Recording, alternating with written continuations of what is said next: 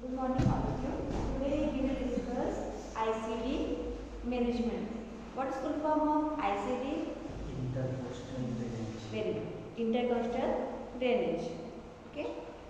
तो हमने last time discuss किया था कि आपने देखा होगा आपने कितनी रिब्स होती है 12 पेयर्स रिब्स होती है। ओके 12 पेयर्स में आप देखोगे 8 7 ये होती है इंटर स्पेस देखेंगे आप ये इंटरकोस्टल स्पेस। ओके ये 8 ये आप जब 1 2 3 4 5 6 7 8 ओके 8 एंड 9 या फिर 7th एंड 8th के इंटरकोस्टल स्पेस के बीच में आप क्या कर रहे हो एक ड्रेन इंसर्ट करते हैं। उस ड्रेन को क्या बोलते हैं इंटरकोस्टल ड्रेन। अंडरस्टूड या चेस्ट ड्रेन बोल सकते हैं। चेस्ट इंसर्ट कर रहे हैं तो चेस्ट ड्रेन या फिर इंटरकोस्टल ड्रेन बोलते हैं। अंडरस्टूड। अब 7th 8th में हमने डाल दिया अगर फ्लूइड हो या ब्लड हो अब ऊपर क्या होती है हवा होती है। हल्की सबसे हल्की क्या होगी हवा एयर होती है और सबसे भारी क्या होता है पानी। ओके तो नीचे अब जब जितना जहाँ ब्लड कलेक्टेड होगा तो कोई भी फ्लूइड कलेक्ट होगा तो कहाँ पे कलेक्ट होगा ऊपर या नीचे। भारी क्या है फ्लूइड है। हवा कलेक्ट होगी तो ऊपर होगी और फ्लूइड होगा तो या ब्लड होगा तो नीचे कलेक्ट होगा। ओके तो आप कहाँ पे प्लेस करते हो ट्यूब नीचे। नीचे कहाँ पे 8 से 9 इंटरकोस्टल स्पेस के बीच में। ओके अंडरस्टूड कर लिया है। आप मान लो पेशेंट के लंग्स में हवा भरी हुई है तो क्या कहाँ पे इंसर्ट करेंगे क्या करेंगे ऊपर इंसर्ट करेंगे ट्यूब या नीचे ऊपर करेंगे। ऊपर कहाँ पे second and third mid clavicular line. ये क्या है क्लेविकल है इसको ब्यूटीफुल बोलते हैं। ठीक है मिड मिड मतलब बीच में। ठीक है ये लेटरल है ये मिड है। Mid clavicular second and third intercostal space के बीच में क्या करते हैं नीडल इंसर्ट करते हैं। नीडल इंसर्ट करके जितना भी एयर भरा फील्ड है हवा भरी हुई है इसको क्या करते हैं आप रिमूव कर देते हैं एयर को। ओके क्लियर है अंडरस्टूड। अब आपको अगर फ्लूइड ही निकालना है फ्लूइड निकालना है तो आपको मिड एक्सिलरी लाइन में 4th and 5th intercostal space में जाके 4th and 5th intercostal space में आप फ्लूइड पानी जो भरा हुआ है उसको रिमूव कर सकते हैं। ब्लड क्या होता है ज़्यादा भारी होता है पानी से ब्लड बहुत ज़्यादा भारी तो और क्या अगर ब्लड भी रिमूव करना है या कलेक्टिव फ्लूइड है 8th and 9th intercostal space या फिर 4th and 5th intercostal space में भी आप ट्यूब इंसर्ट करके जितना भी कलेक्टिव फ्लूइड है इसको रिमूव आउट कर सकते हैं। क्या क्लियर है। अब ये ट्यूब आपने कलेक्ट कर दिया कनेक्ट आपने ट्यूब इंसर्ट कर दिया उसको ट्यूब को किस में कनेक्ट करना है चेस्ट बॉटल में। कौन सी चेस्ट बॉटल होती है जिसमें जो कांच की बनी होती है जिसके अंदर आप 500 ml डिस्टिल्ड वाटर फिल करते हैं। 500 ml डिस्टिल्ड वाटर फिल करते हैं। डिस्टिल्ड वाटर क्या होता है आपने देखा है जो बॉटल लगाते हैं उसमें फ्लूइड होता है तो मिक्स करके लगाते हैं फ्लूइड पानी ऐसा होता है डिस्टिल्ड वाटर जो स्टेराइल करते हैं भाप होता है भाप वाला पानी वही वाला होता है डिस्टिल्ड वाटर में।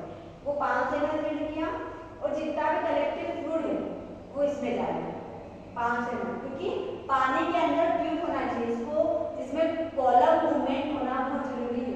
कॉलम मतलब कॉलम का समझते हो कॉलम मूवमेंट कैसा होता है ऊपर नीचे ट्यूब है इसमें क्या होगा ऊपर नीचे ऐसा होता है पानी ऊपर नीचे तो that is column movement. That means कि ट्यूब कहाँ पे इंसर्ट हुआ है उसका राइट प्लेसमेंट है। ट्यूब इंसर्ट हुई है इंटरकोस्टल स्पेस में और वो उसका राइट प्लेसमेंट है जिसकी वजह से क्या हो रहा है कॉलम मूवमेंट हो रहा है और ये जो ट्यूब होती है वो डीप होना चाहिए पानी में। डीप नहीं होगी तो पेशेंट के लंग्स कोलैप्स हो सकते हैं लंग में हवा भर सकती है। ओके क्लियर है। कोलैप्स मतलब लंग कोलैप्स सिकुड़ जाती है जिसमें गैसेस का एक्सचेंज नहीं हो पाएगा इसके पेशेंट की डेथ भी हो सकती है इसकी वजह से। तो या इससे कॉलम मूवमेंट होना चाहिए और जितना भी फ्लूइड कलेक्टेड है यहाँ पे वो रिमूव जाए। इसमें कहाँ पे कलेक्ट होता है फ्लूइड प्लूरल कैविटी में। लंग्स में कैविटी होती है जिसको बोलते हैं प्लूरल कैविटी। ओके इतना क्लियर है।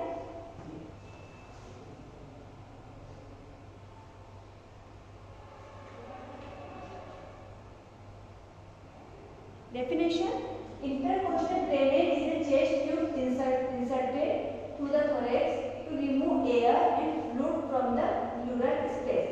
अभी हमने डिस्कस किया कि ट्यूब इंसर्ट करते हैं इंटरकोस्टल स्पेस में इंसर्ट करते हैं, वहाँ ट्यूब इंसर्ट किया जाता है जिससे ड्रेनेज हो। ड्रेनेज मतलब जो कलेक्टेड फ्लूइड है उसको रिमूव करना है। फ्लूइड भी हो सकता है, ब्लड भी हो सकता है, या फिर एयर भी हो सकता है। Okay clear? To prevent air and fluid reentering the pleural space. क्योंकि आपको क्या करना है, फ्लूइड और एयर निकाल दिया तो वो वापस से एयर और फ्लूइड इंटर ना हो, ठीक है। इसलिए उसका पोजीशन क्या होता है, चेस्ट ट्यूब लगाया, उसका पोजीशन नीचे, ग्रेविटी मेंटेन करती है। ऐसा नहीं कि बॉटल ऊपर है और चेस्ट ट्यूब नीचे है, ऐसा नहीं होता है।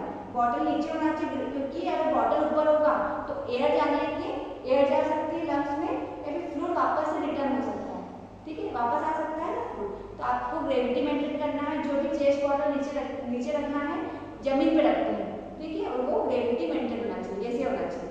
जो फ्लूइड है वो बॉटल के अंदर जाना चाहिए। इतना क्लियर है? एंड पर्पस, मेन उद्देश्य क्या है किसका, क्या ट्यूब क्यों इंसर्ट कर रहे हैं, why it is important. Okay, first point is remove fluid and air. कि हमारा मेन उद्देश्य क्या है कि हमें फ्लूइड और एयर, कलेक्टेड एयर है कहाँ पे, लंग्स में है, कलेक्टेड है, उसको रिमूव आउट करना है। Second one is prevent drain air and fluid from returning to the pleural space, ठीक है, क्लियर? एयर एंड फ्लूइड को क्या करना है, आपको ड्रेन आउट करना है और वापस से प्लूरल स्पेस पे ना जाए, ठीक, क्यों नहीं जाए, क्योंकि आपने क्या किया, ग्रेविटी मेंटेन किया है उसको। And third point is restore negative pressure in the pleural space to reexpand the lungs. Negative pressure का मतलब होता है कि एक नेगेटिव प्रेशर मतलब आपने क्या किया, ट्यूब को बॉटल से कनेक्ट किया, एक नेगेटिव प्रेशर जो कॉलम मूवमेंट होता है उसको क्या बोलते हैं, नेगेटिव प्रेशर क्रिएट करते हैं, ताकि अगर फ्लूइड भरा रहेगा लंग्स में या हवा भरी रहेगी तो लंग्स को स्पेस नहीं मिल पाएगा, लंग्स के साथ कंजेस्ट हो जाएगा, एकदम टाइट हो जाएगा, ठीक है। लंग्स आपने ऊपर चले जाएंगे और फ्लूइड नीचे चला जाएगा, तो फ्लूइड को जैसे रिमूव करेंगे तो लंग्स जो है वो एक्सपेंड होंगे, बड़े हो जाएंगे और फ्लूइड निकल जाएगा और पेशेंट अच्छे से लंबी के लिए सांस ले सकता है, इसको ब्रीथिंग डिफिकल्टी भी नहीं होगा, गैसेस का एक्सचेंज होगा, एयर एक्सचेंज ऑक्सीजन लेगा और CO2 एक्सहेल आउट करेगा। इनहेल मतलब सांस लेना, एक्सहेल मतलब सांस छोड़ना, कि गैसेस का अच्छे से एक्सचेंज होगा, ब्रीथिंग डिफिकल्टी नहीं होगा। ओके, इतना क्लियर है? फास्ट में समझ में आ रहा है आपको? In nursing management keep the chest tube system closed end below the level of the chest. अब जो चेस्ट ट्यूब, आपको पता है कि आपका नर्सिंग मैनेजमेंट क्या है, assess the condition of the patient की कंडीशन असेस करना है। जो ट्यूब है, पेशेंट की चेस्ट ट्यूब है, वो किंग नहीं होना चाहिए, किंग मतलब मुड़ना नहीं चाहिए, स्ट्रेट होना चाहिए, और क्या होना चाहिए, क्लोज होना चाहिए, कहीं से ओपन नहीं होना चाहिए, खुला नहीं होना चाहिए ट्यूब। क्लोज मतलब ट्यूब क्या होता है, कभी कभी उसमें होल भी हो सकता है, तो होल नहीं होना चाहिए, ट्यूब आपको चेक करके ही लगाना होता है, और ओपन भी नहीं होना चाहिए, क्लोज होना चाहिए। ओके, और below the level of the chest, chest के नीचे होना चाहिए बॉटल, ओके, और लटकना चाहिए tube. And second one, the tube should be secure to the chest wall. Chest wall होती है कि वहाँ पे क्या होता है, सेक्योर मतलब ट्यूब आपने इंसर्ट कर दिया, आपने क्या किया, लोकल लगाया, लोकल मतलब जो शून्य करने वाली दवा होती है वो लगाया, ब्लेड से कट किया, ट्यूब इंसर्ट की, और आपने क्या किया, धागा से उसको बांध दिया। टाका लगाते हैं वैसे, क्या स्किन में लेके टाका और क्या करते हैं, राउंड कर देते हैं ट्यूब में और बांध देते हैं धागा, ताकि ट्यूब बाहर ना निकले, सिक्योर करना है, फिक्स करना है।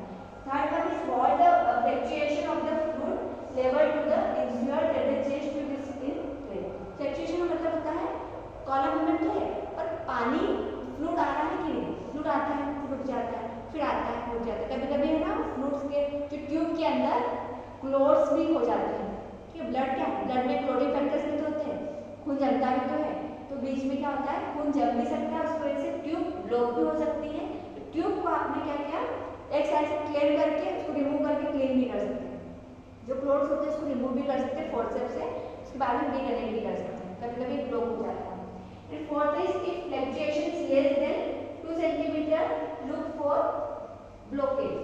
क्या होता है ब्लॉकेज, 2 सेंटीमीटर लुक फॉर, अब ब्लॉकेज भी हो सकता है, मैंने अभी बताया आपको कि 2 सेंटीमीटर आगे यहाँ से कनेक्ट है, यहाँ से क्या होता है, ब्लॉकेज भी हो सकता है। कि बहुत बार हमने ऐसे पेशेंट में देखे हैं जिसका ट्यूब इंसर्ट है और ट्यूब से क्लोट्स आते हैं, और क्लोट क्या होता है, वहीं पे ट्यूब के अंदर कलेक्ट हो जाते हैं, तो आगे फ्लूइड नहीं जाने देते हैं, वहीं पे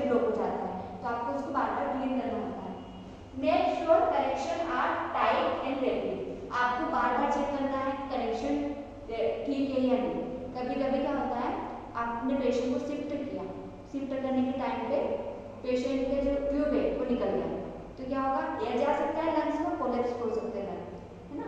तो आपको जो ध्यान से जब भी आप पेशेंट को शिफ्ट करती हैं तो आपने क्या किया, पेशेंट को शिफ्ट किया, उसके बाद में रीचेक करना है, आपको चेक करना है कि पेशेंट का ट्यूब कहीं रिमूव तो नहीं हुआ है या फिर किंग तो नहीं हुआ है ना। रिपोर्ट एनी अनएक्सपेक्टेड क्लाउडी और ब्लडी डिस्चार्ज। क्लाउडी समझते हो, क्लाउडी कलर कैसे होता है, क्लाउडी कलर बादल कैसे होते हैं, क्लाउड्स, वैसे क्लाउडी कलर होता है, ब्लडी बार बार ब्लड डिस्चार्ज निकल रहा है, कंटिन्यू ब्लड आ रहा है, कंटिन्यू स्टॉप ही नहीं हो रहा है, तो क्या हो रहा है, कहीं ना कहीं इंटरनल ब्लीडिंग हो रहा है, कहीं ना कहीं इंटरनल जो वेसल्स होती है वो इंजर्ड हो चुकी है या फिर रप्चर हो चुकी है, जिसके कारण से कंटिन्यूएशन में फ्लूइड आ रहा है। ओके, कंटिन्यूएशन में नहीं आना चाहिए, तो आपको रिपोर्ट करना है, डॉक्टर्स को इन्फॉर्म करना होता है। And assistant dressing and if any exudates is present send for culture, ठीक है। और ड्रेसिंग भी चेक करना है, ड्रेसिंग के साथ साथ पल्स हो जाता है, ठीक है। आप होल तो किया है आपको, वहाँ पे पल्स हो जाता है, पल्स कैसे हो जाता है, येलोइश कलर का, ठीक है। पल्स पता है ना आपको, पल्स उसको बोलते हैं अपसेस फॉर्मेशन, मतलब पल्स होगा तो क्या होगा, इन्फेक्शन है पेशेंट को, तो क्या करना है आपको, कल्चर। कल्चर आपने कोविड में देखा होगा कि जब स्वेब कल्चर लेते हैं, थ्रोट कल्चर, नोज से कल्चर देखा है न्यूज़ पे, कल्चर लेते हैं, ट्यूब डालते हैं, थ्रोट्स में डालते हैं या फिर कल्चर लेते हैं, कल्चर मतलब एक स्वेब कल्चर लेते हैं, टेस्ट करते हैं, गले का टेस्ट, गले की जांच करते हैं या फिर नोज का कल्चर लेते हैं, तो वैसे ही कल्चर क्या करते हैं, छोटा सा कल्चर लेते हैं, टेस्ट भी पता है आपको, परक नली हिस्ट्री में स्कूल में देखा होगा, तो परक नली में क्या होता है, एक छोटा सा लकड़ी नुमा होता है, उसमें अंदर कॉटन से कॉटन होता है, ठीक है, जिसे कान आप क्लीन करते हो ना, ईयरबड्स को क्लीन करते हो, वैसे वाला होता है, वो क्या करते हैं, स्वेब कल्चर, स्वेब ले लिया आपने बस का, जांच के लिए भेज दिया, जांच के लिए भेजा, उसमें पता चलता है कि कौन सा बैक्टीरिया ग्रोथ कर रहा है। Okay, and you not let the tubing king और लूप, ठीक है, किंग मतलब मुड़ना नहीं चाहिए, कहीं लूप ना बना हो, एक दूसरे से फोल्ड नहीं होना चाहिए। Encourage patient to cough deep breathe and use the incentive spirometer. आप पेशेंट को आप बोल सकते हो कि आप कफिंग करना है, कफिंग मतलब थोड़ा खांसी करना है, डीप ब्रीथ लेना है, एंड इंसेंटिव स्पायरोमीटर का मतलब होता है, आपने स्पायरोमीटर देखा है जिसके अंदर लंबी आप क्या करते हो, स्पायरोमीटर बता देते हो।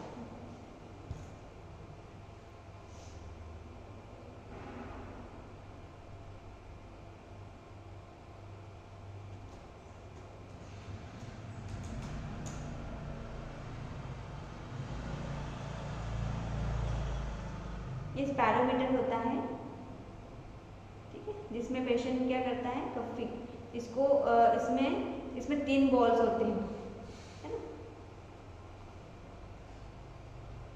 इसमें 3 बॉल्स होते हैं, रेड, येलो एंड ग्रीन। आप ये इसमें ये ऊपर वाला एरिया होता है जो क्या करते हैं, मुंह में लेते हैं, मुंह में लेते हैं और जो लंबी गिरी सांस एक्सेल करते हैं, लंबी गिरी सांस लिया और एक्सेल किया तो फूका, अब बलून में हवा कैसे भरते हैं, वैसे आपको एकदम जोर जोर से फूकना है, तो ये क्या होगा, ये बॉल्स होती है, उठती है, ये बॉल्स ऊपर तक जाना चाहिए, ऊपर तक मीन्स लंग की कैपेसिटी अच्छी है और पेशेंट अच्छे से सांस ले सकता है। अगर पेशेंट नहीं एक्सेल आउट कर पा रहा है तो बिकॉज ऑफ कहीं पेन हो रहा होगा, दर्द हो रहा होगा, इसलिए एक्सेल आउट नहीं कर रहा है, या फिर कुछ प्रॉब्लम होगी जिसकी वजह से ब्रीथिंग डिफिकल्टी की वजह से भी नहीं कर पाता है, या फिर बॉल्स आप इतना ही कर पाते हैं पेशेंट, तो इसको क्या बोलते हैं, स्पायरोमीटर। जिसे आप ये भी देख सकते हो, इससे पेशेंट क्या करता है, ये जो पॉइंट, ठीक है, इस तरीके से क्या करता है, लंबी गिरी फूकता है, लंबी गिरी सांस लिया और एक्सेल आउट किया। Next is advice for ROM if not Contra indication. ROM मतलब क्या होगा, अभी हम क्या पढ़ रहे हैं, इंटरकोस्टल ड्रेनेज। ROM मतलब क्या होगा, ये होमवर्क है, मुझे क्या पता है, फुल फॉर्म्स, ये आपको फर्स्ट ईयर में इसको एब्रीविएशन से बोलते हैं, तो आपको छोटे छोटे एब्रीविएशंस आपको सिखाऊंगी मैं, तो आप लिखो तो सही ROM क्या होता है।